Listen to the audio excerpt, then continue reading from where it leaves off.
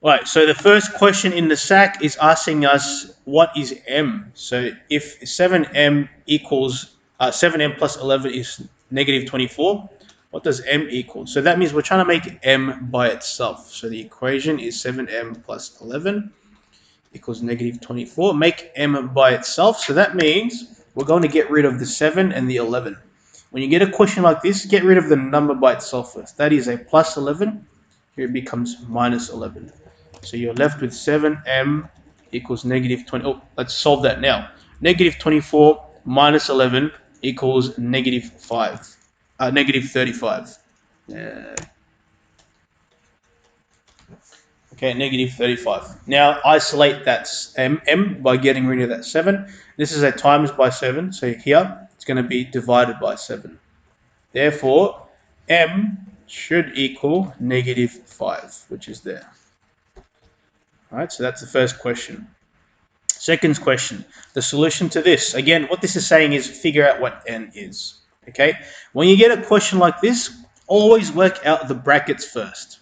Okay, you need to expand the brackets first. So if I expand this, remember it's everything on the outside multiplied by everything on the inside. Okay, everything on the outside multiplied by everything on the inside. So with this number, you want to multiply the big numbers, and if there's any letters that you can multiply, you add the powers. So in this case, negative 3 times 5 will be negative 15. And then the n can't be multiplied with anything, so we just leave it as n. All right, and then negative 3 times positive 4 will be negative 12. And that equals 33. And then from there, remember, we're trying to isolate n, to make n by itself. So let's make n by itself.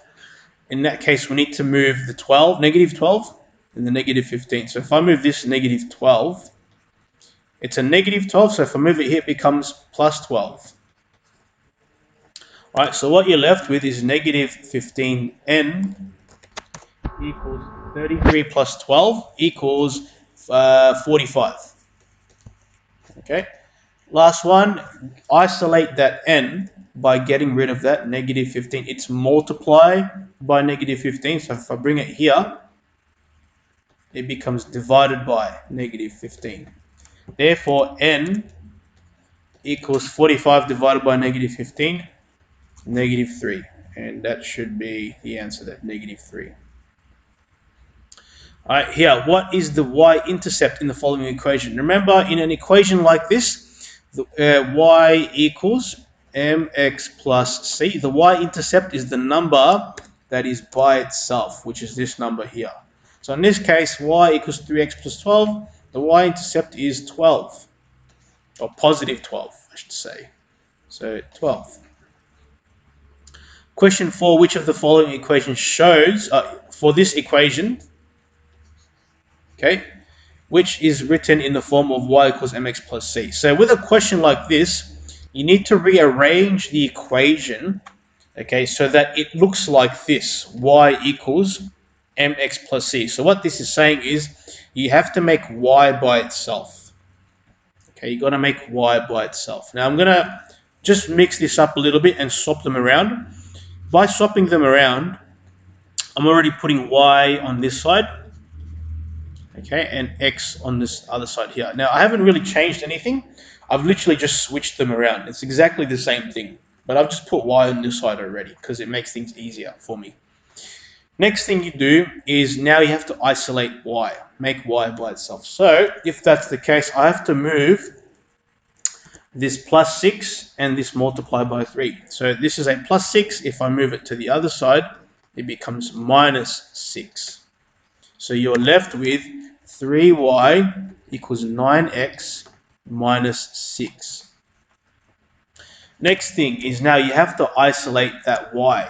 Y. So get rid of that 3. This is a multiply by 3. If I bring it here, it divides all of this by 3.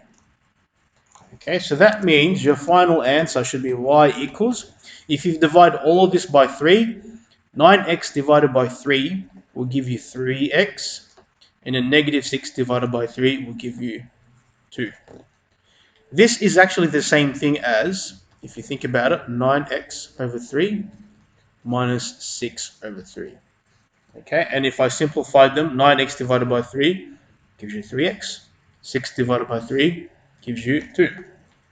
So there's your final answer. Y equals 3x minus 2. There. Question 5, what are the coordinates of the outliers here? Pretty easy. Which are the outliers? Well, obviously it's the dots that are far away from everyone else. So these two. What are the coordinates? Well, that's 6, 1. So 6 on the x, 1 on the y. So 6, 1. And then this coordinate here is 7, 7, 8. So this one here is 7, 8. Okay, so 6, 1 and 7, 8, which is that one. Question 6, this scatter plot represents daily maximum temps reading over a week. Which of the following represents the plotted data best? So which of these tables matches this? This requires a bit of trial and error, but I always just start with one dot and see if it makes sense in the other ones. Just keep in mind that this is day and temperature. So that means this coordinate is 128, this first one here, which means that D needs to be 1 and temperature, T, should be 28. So D is 1, T is 28. Let's have a look if there's a D is 1 and a T is 28. This one does have it, so this one is still fine. Here I can see D is 1 and T is 20, so it can't be B, okay, because that's already got a wrong number. D is 1, T is 28. Here it's backwards. T is 1, D is 28, so already can't be that one. Remember, D has to be 1, T has to be 28. Okay, same with this one. D has to be 1, T has to be 28. This is backwards already. So already we've cut down our options to either A or E. Okay, so that's one coordinate. Let's try another one. Let's try 5, 30. So D has to be 5, T has to be 30. So 5, 30. 5 and 30 for this. Okay, and then 5 and 30 for this. But interestingly, if you don't read it properly, you can see that here it's not actually a T, it's a C. So this is already incorrect. Therefore, our answer must be A. Okay, so just by process of elimination, I could already see, okay, that the answer has to be A. Okay, from the scatter plot below, determine which of the following statements is false. So this has price and the number of songs sold. So the higher the price, the lower the numbers of songs sold. So which one is the correct answer? The more songs are sold, the less it costs. So the more songs are sold, the higher the songs, the less it costs. Yeah, that's true, but we are looking for the false statement. So which one is not correct? So this statement is correct, so it can't be that one. The independent variable is price. So we haven't really done much of this, but IV, or independent variable, means the variable on the x-axis is price. So that's correct, so it can't be that one. Estimating the price when 100 songs is sold is extrapolation. So if you're making a prediction above for making 100 songs, well, if you think about the range for this, it only goes up to here, which is about 85. So that is already extrapolation, which is correct, so not right. The relationship is moderately positive. Yeah, well, think about positive and negative. Remember, if it's positive, the dots should be going upwards like this. This is negative. Okay, so that means this statement is incorrect, so it has to be that one. All right, let's move on. The scatter plot shows, okay, what kind of relationship does this show? Well, a strong relationship means that it basically creates a straight line like that. Okay, a weak and a moderate is anything except that. So that means that if you look at your options here, strong positive, it can't be. Doesn't look very strong.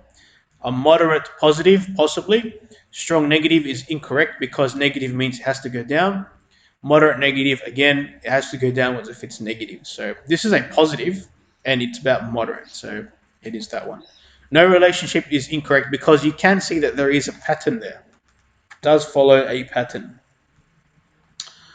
All right, moving on. The following time series graph could be described as. Okay, well, let's look at the trend. Is it going down? At some parts it is, but not, and then some parts it goes up. So it can't be downward.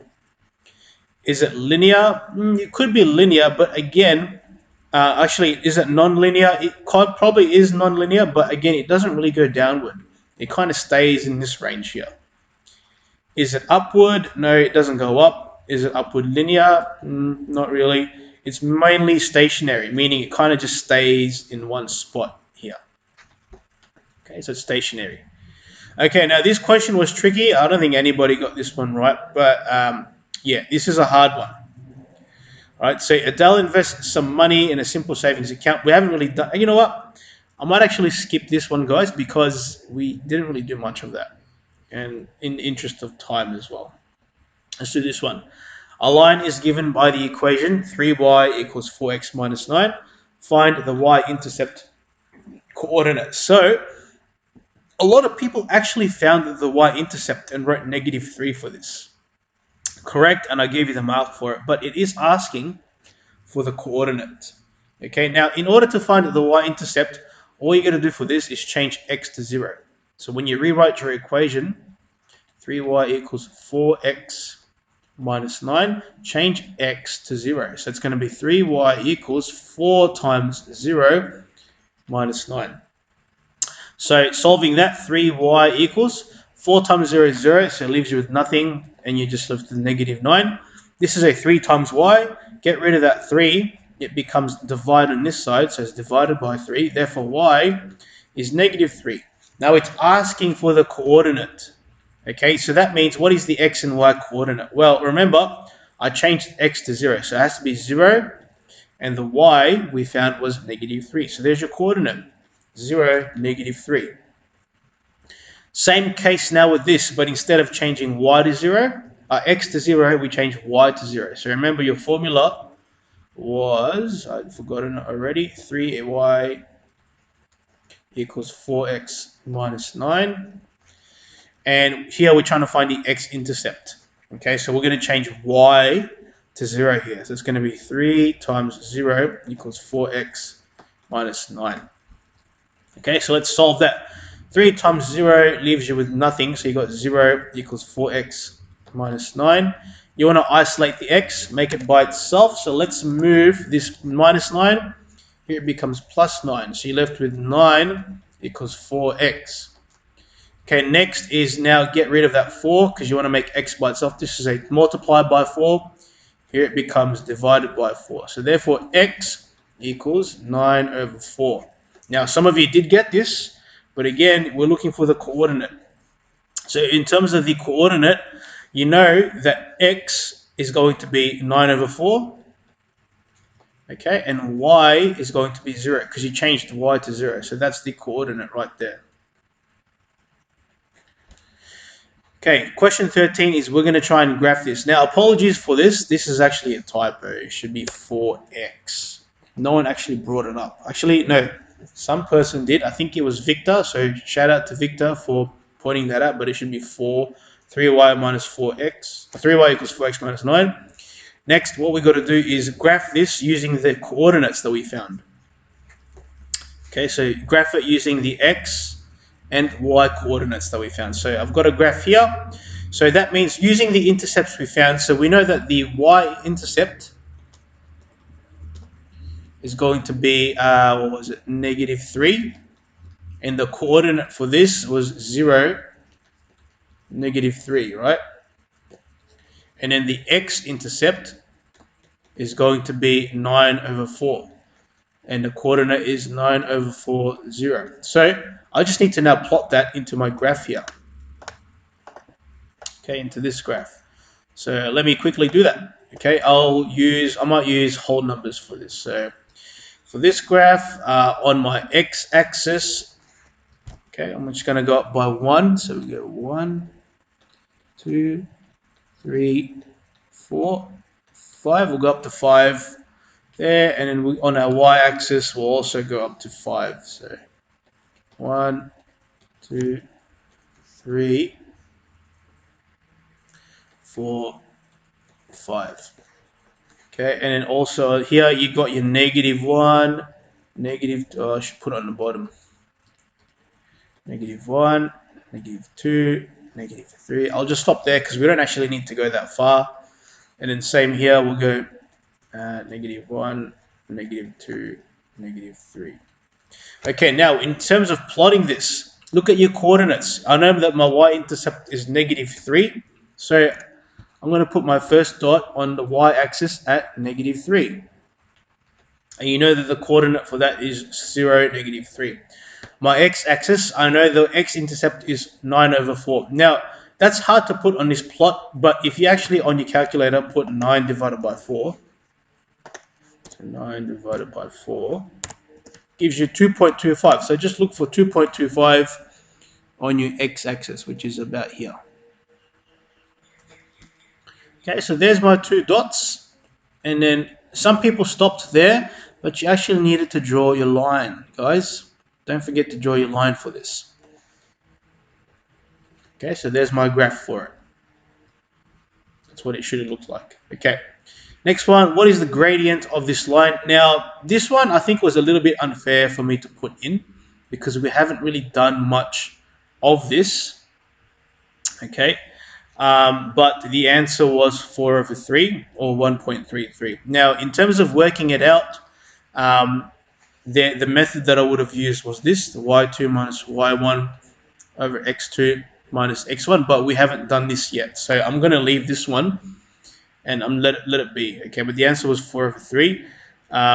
In the interest of time, we'll leave it for now. Okay, let's do this one. Solve for x for this one. All right, so we have 3x minus 9. I'm going to rewrite it. Yep, 3x minus 9 minus 2.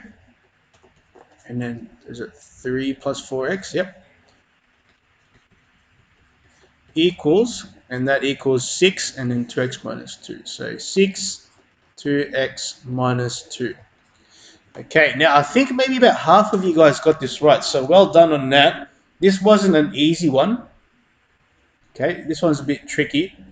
But hopefully everybody was able to understand at the very least, okay, how to do certain parts of this question. So here you need to expand the brackets first. In this case, there's nothing to expand this with, so we go 3x minus 9. But this one, we can expand. So negative 2 times 3 is 6, and then negative 2 times 4x gives you positive 8x. Equals, expand this, 6 times 2 is 12 with the x. 6 times negative 2 is negative 12. All right, and then there, put your like terms together. Okay, so here I can put these 3x and this plus 8x together. That gives me, actually, this should be a negative, shouldn't it? My bad. This should be a negative. So negative 2 times positive 4x is negative 8x. All right, so I can put these two together. They're like terms. 3x minus 8x equals negative 5x. And then I can put these two together as well. Negative 9 and the negative 6. Put them together will give you negative 15. Okay, and you're left with equals 12x minus 12. Okay. Now from there, I need to shuffle things around because all my x's need to be put together and all my other numbers need to be put together. So I'm going to move this 12 to the other side, but it becomes a minus 12x.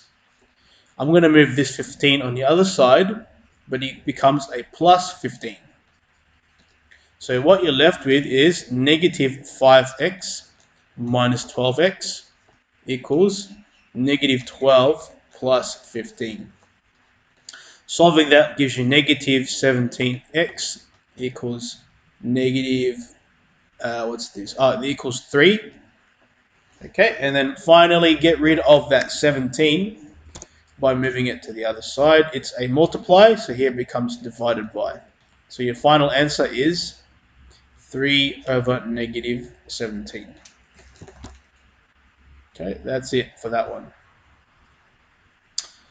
This question here, question 16, solve for x. So it's 7x plus 2 over 5 equals 6.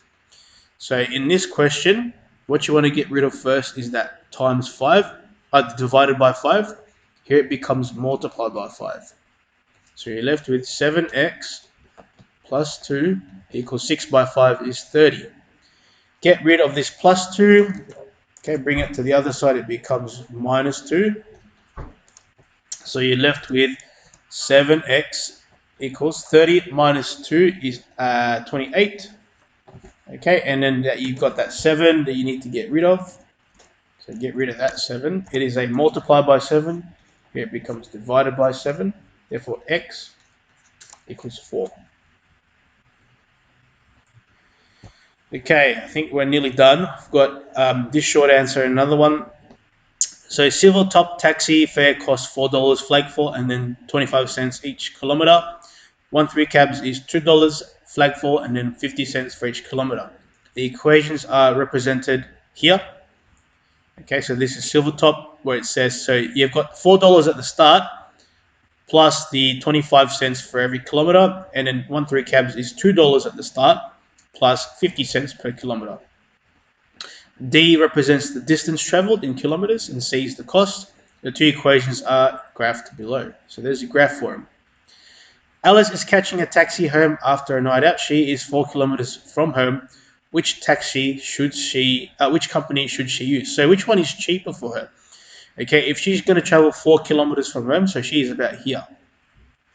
Which of the two taxi companies are cheaper? Is it this one or is it this one? Well, obviously this one, because it's lower.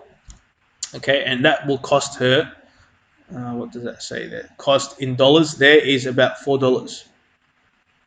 Okay, so that means, but if you were to go with this line here, it would cost her $5. So which one is which? Well, we're looking at this equation here for the blue line, and that would be 1-3 cabs. So it's cheaper to go with 1-3 cabs if she's 4 kilometers away from home. Next one, how far would a person need to be traveling for the silver of the or for the cost of Silvertop and the cost of 1-3 cabs to be exactly the same, or to be to be the same cost? So at what point are they at the same cost? Well, it's at this point here, which is 5, 6, 7, 8 Ks. So they're going to be the same at 8 kilometers. Okay. It was raining and Brian decided to catch a taxi. He traveled 10 kilometers. He decided to take 1-3 cabs. Is this choice the best value for money? So if you traveled 10 kilometers, okay, to get home, which one would be cheaper? Now, 10 kilometers is over here. Okay, over here. So for Brian, was it cheaper to go with 1-3 cabs or with silver? Well, obviously, if you look at it, it costed him a lot more to go with 1-3 cabs, because he did go with 1-3 cabs, which is the blue line. So in terms of cost, it would have been better for him to go with Silvertop, because Silvertop looks cheaper after 10 kilometers. Okay, so Silvertop is better.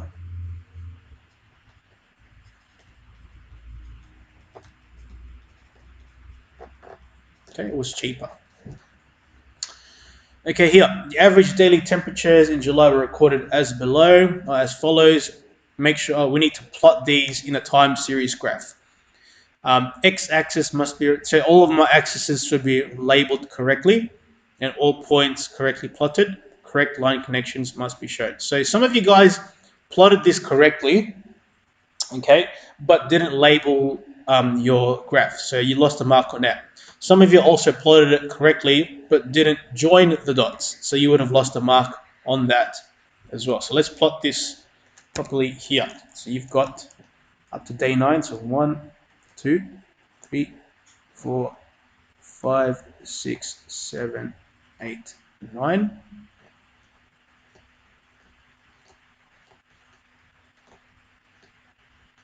Okay, so we've got 9 days, and these are the days, yeah? So on my x-axis, label it as days. This is my x-axis. On my y-axis, okay, this is the temperature.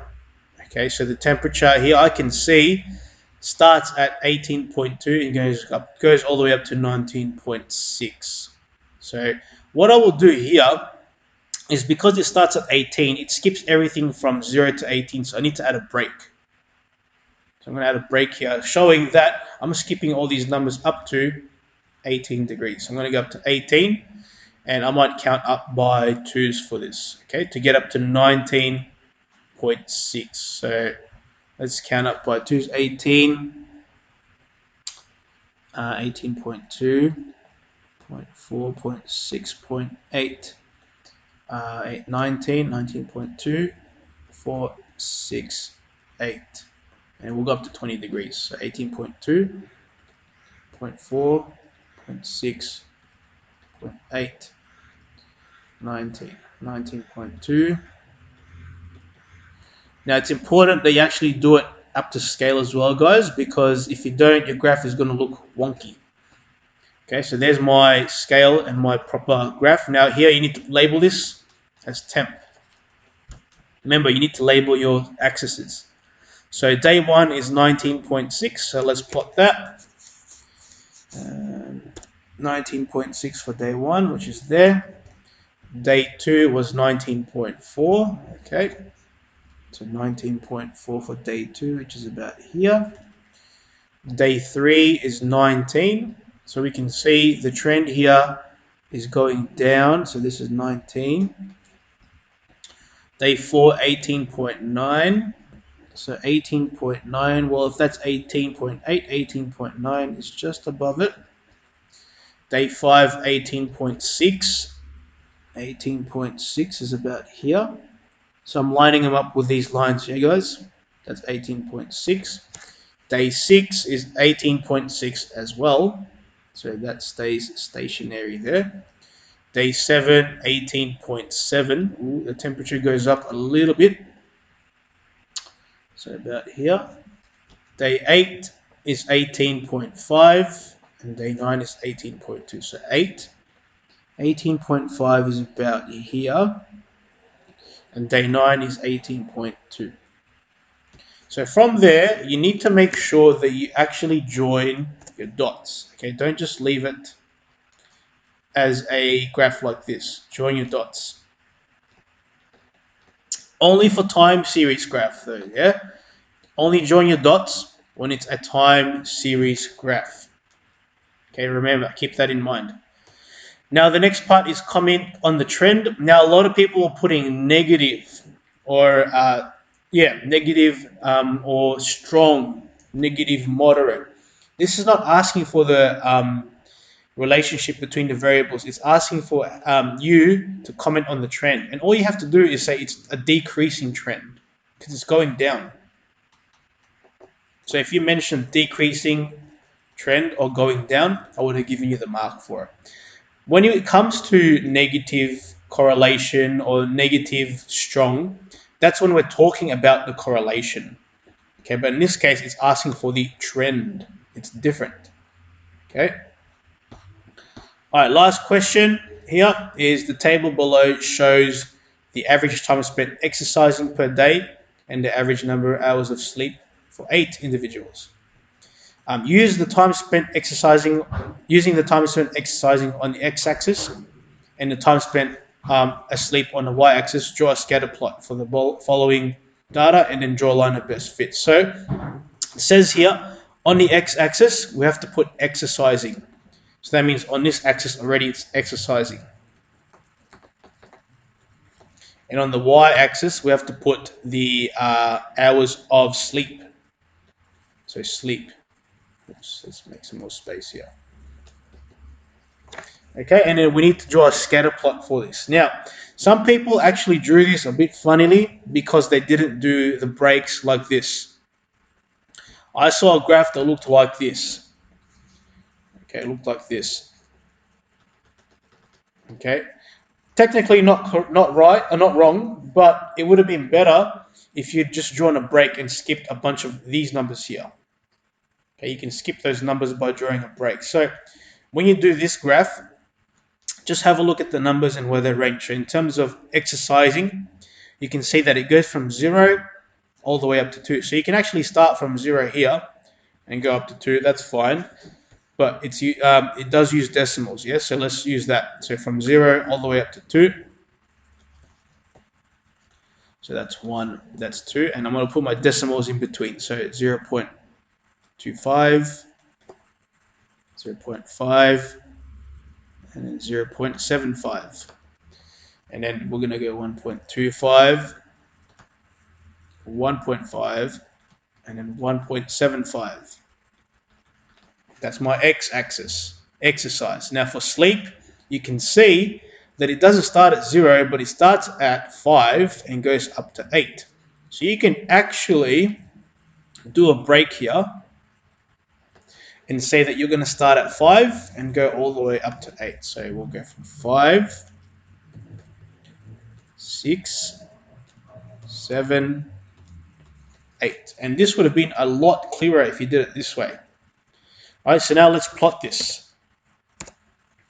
First one there is 0.5. So if you spent 0 hours exercising, you would have slept for 5 hours. So 0.5 would be here. That's the first dot. Second dot, 0.25 and then 6. So 0.25 and then 6 is here. Next one is 0.5 and then 6.5. So 0.5, 6.5 is here. Next is 0.57. Okay, so 0.5 and then 7 is here. Next one, 5.5. So 1 hour of exercising, and we'll go up to 5.5. So about here. And the next one is 7.5. So 7.5 is about here. Next one is 1.25, 7. So 1.25 and then 7 is about here. Last one is 2, 8. So 2 and then all the way up to 8, which is about here. Okay. Now the next part here is we need to draw a line of best fit to represent my data. Make sure that you try to represent the data as best as you can when you draw a line of best fit. So I might actually start from here and then just go up this way. Or actually maybe this way is better. Now the interesting thing is this number here is going to affect all of it, right? But I'm going to do something like this. Okay, would be good because I've got an even number of dots on the top of the line and on the bottom of the line. Okay, so there's my line of best fit. It'll be different for everybody, but that's mine. Next is we make predictions based on our line. Okay, so here it says use your line to predict the number of hours of exercise per day if somebody slept for 9 hours. So if someone slept for about 9 hours, which is here, how much exercise would they have done? Well, if we follow the line, so this is a really hard guess to make, but if you follow the line and you go all the way down here, you could say that they would have worked out about 2.25 hours, okay, which is close to what it says here.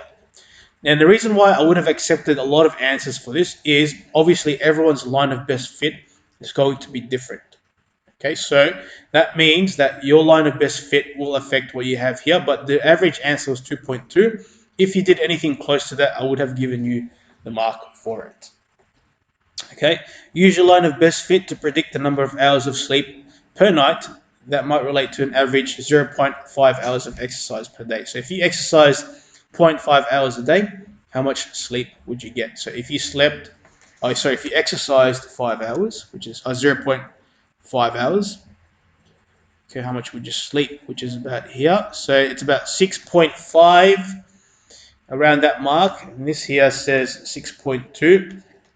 Again, this might be different for everybody because of your different line of best fits, but mine is about 6.5, okay?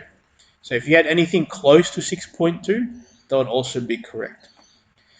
Okay, out of these two, which one is a reliable prediction? Explain. Now remember, if something is reliable, that means you're making a guess that is within the range.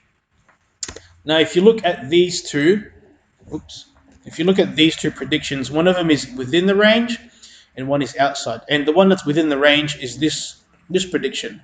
The one outside is this prediction. It's outside because it goes beyond the data, which means that it is extrapolation and it's not reliable. So if you think about which one is more reliable, The one that's more reliable would be the second guess, which is this one. Second prediction, because it is interpolation. Interpolation. It's within the range. Okay, whereas the other one, this one here, not very reliable because you're making a guess from 9 hours of sleep per night. Now, if you look at sleep, it's only going up to 8. So anything beyond that is going to be extrapolation. So it's going to be the second guess there that is correct, or at least is reliable. Okay, that's basically it, guys.